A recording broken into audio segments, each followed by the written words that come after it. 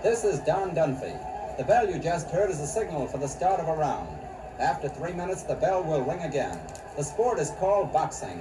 There have been great names and great victories. Names like John L. Sullivan and Benny Leonard, Jim Corbett and Henry Armstrong, Jack Johnson and Barney Ross, all great champions. But when the honor roll is read, two names stand far above the rest, Jack Dempsey and Joe Louis.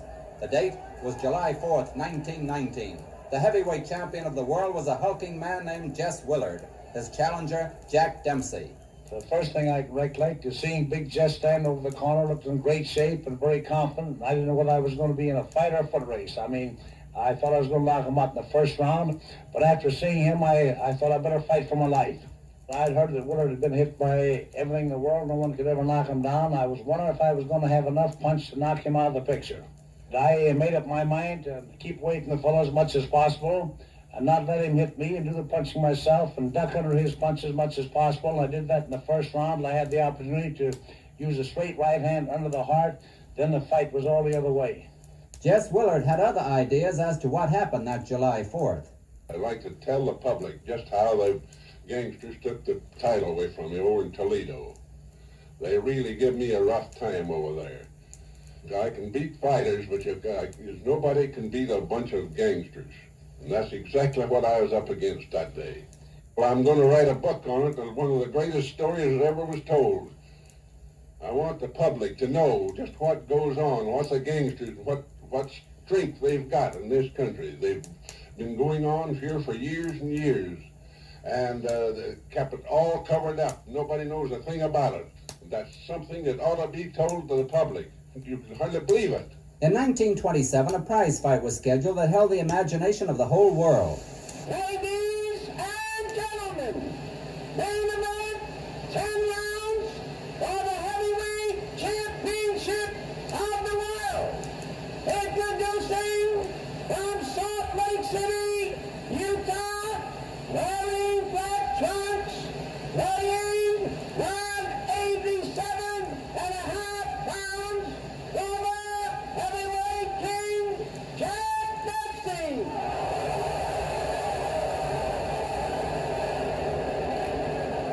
His opponent from New York City, wearing white trunks, weighing 195, heavyweight champion of the world, G. This was the famous long count when Tunney went down for what many thought to be the full 10 seconds. He got off the canvas and was still standing when the fight ended. The crowd hushed as Joe Humphreys came forward with the decision. The winner and still heavyweight champion, G. After the fight, Dempsey was asked what he thought about while Tunney was on the canvas. Well, my thoughts wasn't hoping he would never get up, but unfortunately he did, and won the fight, and more power to him. A great boy and a great champion. Tunney had his thoughts about the knockdown. In spite of the fact that I was hit 7 times in succession in the 7th round in my contest with Jack Dempsey for the world's heavyweight championship, was one of my luckiest nights. As a matter of fact, the luckiest night of my life. Yes, I was down. I heard the referee count 2. I knew I had to get up, which was part of my professional obligation. But what to do when I got up was the important thing. I decided to stay away from Jack, and it was a very wise decision, as the results showed. Before Dempsey, there were many great champions, but one of the most stylish was James J. Corbett, the conqueror of the famed John L. Sullivan. When I was 17 years old, I was the amateur heavyweight champion of the Pacific Coast. And 9 years after that, I won the heavyweight championship of the world. And it only shows what a boy can do when he just takes care of himself. The internationally famous Detroit Brown Bomber, always a great credit to his chosen profession and the race he represents, the heavyweight champion of the world, Joe Louis. They called him the Brown Bomber, and his home was Detroit. In 1936, after winning 35 fights in a row, the German champion Max Schmeling knocked him out in 12 rounds. Before he would get his revenge, he would become champion of the world. It was June 1937. The winner and new champion of the world, Joe Louis. A few months later, he met the British champion. From Wales, weighing 204.5, wearing black trunks, making his first American pugilistic bout, and recognized as the heavyweight champion of the British Empire, Tommy Clark. After 15 grueling rounds, The winner and still champion, Louis. after the fight, Farr was unbroken. Say, can't you people let me have some sleep? Hey, I had a very hard fight last night and I've got two very bad eyes. I enjoyed every minute of it. Louis a great fighter and the decision went against me, so that's the way it's got to remain, I suppose. I want to fight him in a return very, very badly indeed. 1 year to the day of becoming champion, Lewis would win the greatest fight of his life. 15 rounds for the world's heavyweight championship.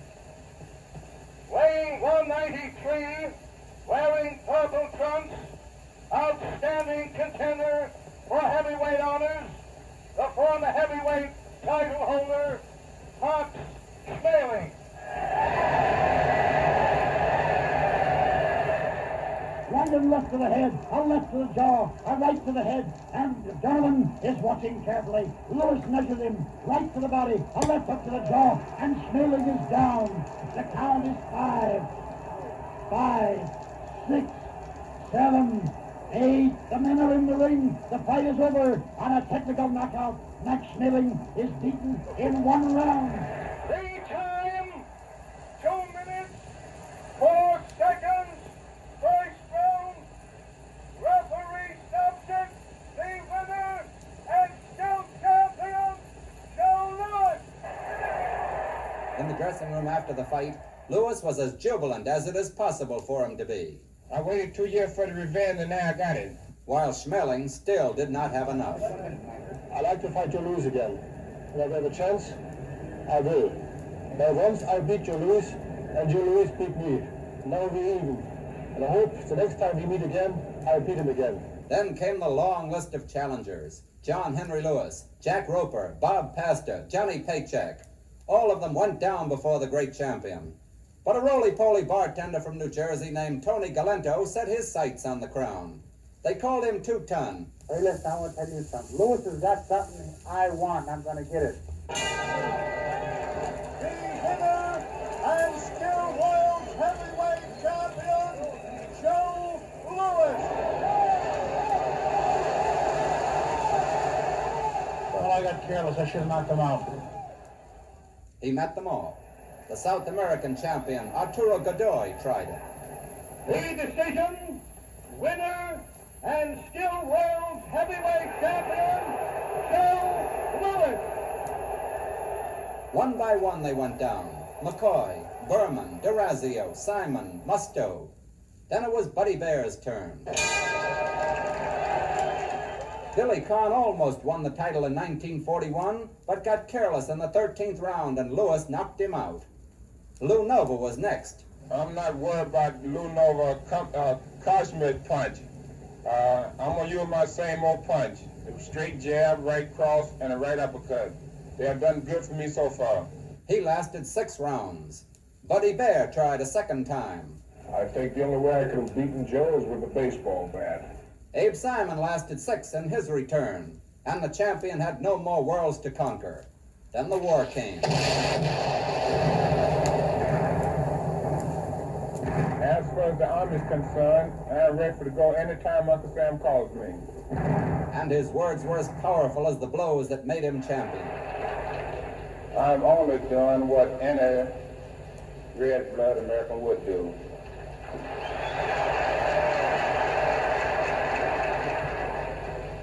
We're going to do our part, and we will win because we are on God's side. Thank you. He spent 3 years in the Army and fought many times for Army and Navy charities. After Lewis's discharge from service, Billy Conn was given the opportunity to make up for his former mistake. Well, I'm training real hard for this fight with Lewis, and I hope to be in great shape. I understand that Lewis hopes to knock me out this time. Well, I think that's just wishful thinking, and he might get knocked out if he don't watch out.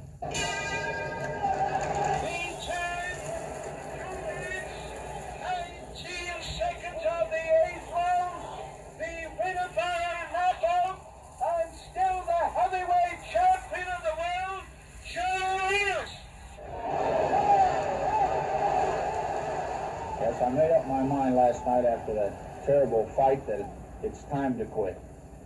Can't beat Joe Louis, I have to quit. Tommy Moriello tried to take the crown away. Moriello goes in close. He gets away from the left. Then he takes a solid right to the jaw. A left and a right to the jaw. Left hook. Moriello sinks to the canvas in a neutral corner. Moriello is hurt just above us. 5, 6, 7, 8, 9. It's all over. Moriello failed to beat the count, and Lewis is the winner by a knockout in the first round. Joe Louis has defended his title successfully for the 23rd time. Here's the game challenger, Tommy Moriello, who came, I should say, within a whisker of winning that title with a right to the jaw. That staggered Joe in the first round. Tommy, did you think you had him there with that first punch? I thought we could knock him out. I got too goddamn careless. But the champion was getting old. He was now 34 years old and undefeated in 11 years. Jersey Joe Walcott was next. Walcott may feel that his knockdowns have won the fight on point. He's showing no inclination to mix in this round, and Walcott is just walking away from Lewis. Now he dances away from him. Now he flicks out a left hand. Now he walks away again. About 10 seconds to go. Lewis is sure with a right hand. This fight will go the limit, regardless of what they said about it. Lewis coming in on Walcott. Walcott flicking out a left hand. Walcott drives a right to the jaw. A left hook to the head by Walcott. There's the bell.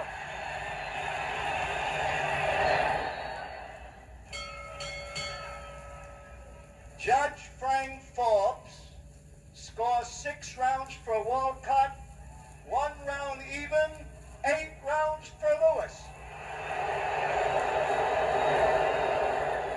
Referee Ruby Goldstein scores 7 rounds for Walcott, 2 rounds even, 6 rounds for Lewis.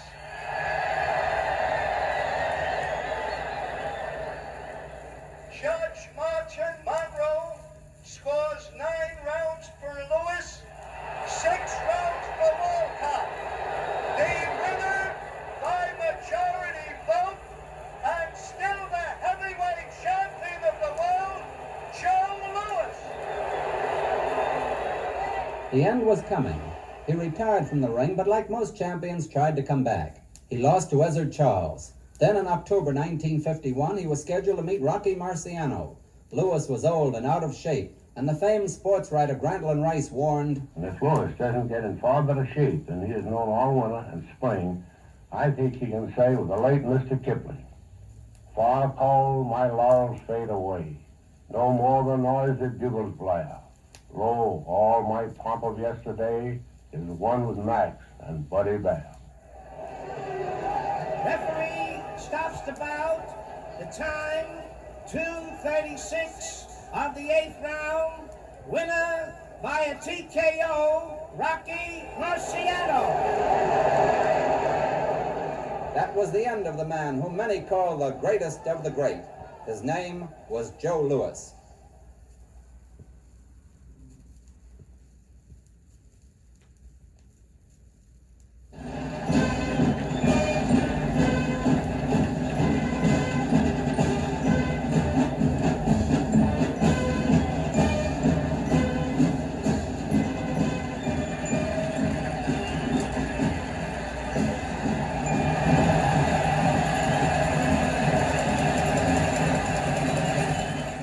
Sports fans, this is Clem McCarthy. It's been my privilege to know some of the great men and broadcast some of the thrilling events that have made the sports scene what it is today. They called the 1920s the golden age of sport. Names like Ruth, Tilden, Grange, Jones, and Dempsey dominated the scene. But there was one man who didn't play a game. yet he was the most loved and respected sports figure in America. He was Rockney of Notre Dame. The success of any team, man, based on team play. They've been shown all year. Sacrifice, unselfish sacrifice. These are the fellows they say are pretty good, but I think we're better. And I think if we get ourselves here to a point where we're confident of that, why, the results will take care of themselves. Right now in the kickoff, if we receive, the men drop back and the receiver and block long. I don't know Notre Dame style. If we kick off, but the rest of these teams walk, let's run down fast. That's as fast as you can run. And then we go on defense. And on defense, I want the center in and out of that line according to the situation. Use your old head. And I want you guys charging through as far as you can go on every play. They expect to play right over you every time. And the tacklers, I want you to go in a yard and a half and then check yourself. Spread your feet, squat down low, and be ready with your hands and elbows. They won't be sideswiped. But I want the ends in there fast every play, but under control. And you men in the backfield there, I want you to analyze before you move. And if they throw a forward pass, wait till you see the ball in the air, and then go and get it. And when they get it, boys, that's when they go on offense. That's when they go through. And don't forget, we're going to pick on one tackle like that this week. We're going inside them. We're going outside them. Inside them and outside them. And when we get them on the run once, we're going to keep them on the run. And we're going to keep them on the run. And we're going to keep them on the run. And we're going to keep them on the run. And we're going to keep them on the run. There he comes up too close. But don't forget, man, we're going to get them on the run. We're going to go. And we aren't going to stop until we go to that goal line. And don't forget, man, today, we're going to win. They can't lick us, and that's out of the goal. The first whistle man go in there and fight. What do you say, man? The game of football has seen some strange happenings. In the Rose Bowl game of 1929, Georgia Tech defeated California 8-7. In the second period of the game, Roy Riegels of California electrified the crowd by almost running for a touchdown. The only problem was that Riegels ran the wrong way. We just changed goals. Georgia Tech made a wide end run to the left, and our captain, Irv Phillips, tackled him. The ball squirted out of Stumpy's hand, and I picked it up and started toward my own goal. In eluding tacklers, I became confused and turned and ran the other way, down the other end of the field, and was chased by my teammate and all the Georgia Tech players. On the way down, I could hear my teammate Benny Lom hollering at me to stop. I was going the wrong way, and I thought he was completely off his rocker. And I slowed down, and he grabbed me by the shirt and tried to turn me around. And just about that time, I was hit by the whole Georgia Tech team, and I landed about 2 feet from the goal line. If I could have dug a hole in that turf, I'd have crawled in and covered myself up and not appeared again. Mistakes are part of every game, and even the sports broadcaster runs these hazards. In 1948, Army and Navy met on the football field in one of the great games of the century. Harry Wismer was giving the fans all the thrills over a nationwide hookup. And it's Navy's ball. Carrying the ball is the quarterback, Basinger. Basinger is dropped all the way back to the 35-yard line for a loss on the play by A2a, the left tackle. Both teams have played hard and strong today. Both teams have played well and shown great coaching. And it's been a thrilling sight. 10 seconds left in the game, folks. 9 seconds left in this football game. 7, 6, 5. The score is 21-21. 4, 3, 2, 1 second left in the football game. The ball game. The officials call time. The score, time. With the humor that comes with sports broadcasting, there is also great drama. One Sunday afternoon early in December 1941, the New York football giants played host to the Brooklyn Dodgers at the Polo Ground. The Dodgers are ready to kick off now. They've just scored. Ace Parker did it. Jock Sutherland's boys lead the Giants 7-0. Here's the whistle. Merle Condit comes up. He boots it. It's a long one down to around the 3-yard line. Ward Tuck takes it. He's cutting up to his left. He's over the 10. Nice block there by Lehman. Tuck still going. He's up to the 25. And now he's hit hard about the 27-yard line. Bruiser Kennard made the tackle. We interrupt this broadcast to bring you this important bulletin from the United Press. Flash, Washington. The White House announces Japanese attack on Pearl Harbor. Stay tuned to WOR for further developments, which will be broadcast immediately as received. The world was now fully at war, and the youth of America responded to the call. From the schools, colleges, and professional sport came the young men and women who traded their athletic equipment for the tools of war. And those who were too old to participate actively in combat gave their full effort to war-bound drives and rallies. Men like Connie Mack and Babe Ruth, who recalled other visits to the soil of the enemy. Babe, you and I made that trip to Japan in 1934, and what a beating we gave those boys over there. But it's nothing to the beating that Uncle Sam is going to give them. I second the motion on that, Connie.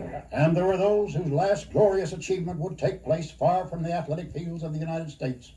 Names like tennis champion Joe Hunt, All-American football players Niall Kinnick and Al Bloses, and polo star Tommy Hitchcock, all great men in peace and war.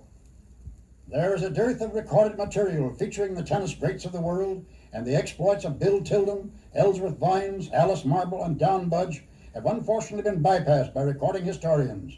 However, in 1933, a match took place that will for all time remain one of the most controversial in tennis history, and it took place at Forest Hills in Long Island, the mecca of United States tennis. The contestants were Helen Wills and Helen Jacobs, the two finest women players in the world. With the match tied at 1 set apiece, and the third and final set underway, Miss Wills, without explanation, suddenly walked off the court and defaulted the championship to Miss Jacobs. The tennis world was stunned. Afterwards, Miss Jacobs was asked to give an explanation. I don't feel that I or anybody else has the right to decide whether or not Helen hurt her back and her leg and couldn't go on. She said that she was unable to. She said, my leg hurts me too much to go on. I feel as if I'm going to faint. Tennis has also had its comical notes for the United States fans, especially those tuned to a British sports announcer early one summer morning in 1951 as he reported the action from the famed Wimbledon tennis courts in London. Osborne certainly has put everything she knows into this game. Now Hart follows her service up the net. Osborne has to lob it. It's a very tame one, and Hart waited for it, looked at that ball as though she was going to sort of remove the cover, then gently patted it down the backhand and won the point just as easily and a good deal more safely. Now Doris Hart, with the wind serving against her now and actually gusting round, there's blown the towels and the mugs that they've been drinking out of all over the place, but the girls aren't waiting, they're not on the court, and so the duel continues. And Osborne with a fizzing passing shot down the backhand there, fought hard as she came into the net, and Osborne has leveled the game and the match in the second set.